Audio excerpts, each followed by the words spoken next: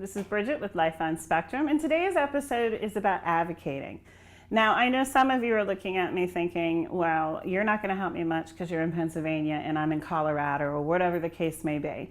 But hopefully these are a few helpful tips for you so that you can find the correct advocator for you and your family, and also your son or daughter on the autism spectrum.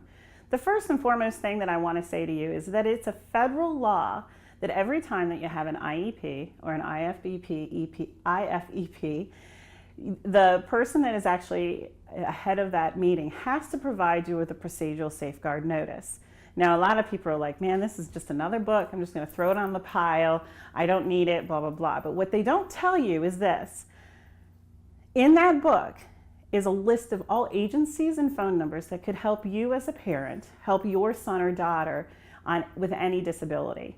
What's nice and important to know about that is those agencies are there for you and your child to advocate for yourself.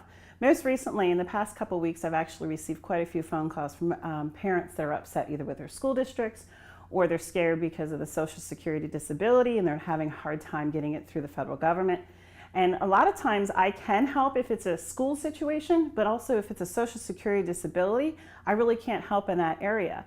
However, in your procedural safeguard notice booklet, there are agencies in there that will help you advocate for your son or daughter. Now you're thinking, well, that will cost money. In some cases, yes. However, in some cases, no. Some of them are federally funded programs that are there for you to use in helping advocate for your son or daughter. This could be for anything from education. It can also be for any social groups. It can also be for Social Security disability or Medicaid or Medicare. And if they can't help you, those agencies that are listed, they usually can direct you to someone that can. So that's really important to know, that that little booklet that you get of all these laws and regulations, there is actually one page that's really important. And those are those agency pages. They have addresses and phone numbers. And another thing, if you ever lose that for some reason, you can always request another one free of charge from your district or from your service provider. One last thing is your NORREP. Remember, that's the thing that you actually sign to get your son or daughter services through special education.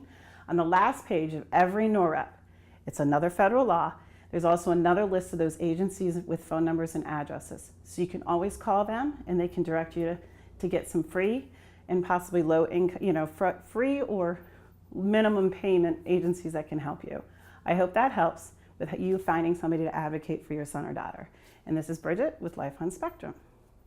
Thanks for watching that episode, and make sure you come back and join us again for upcoming videos.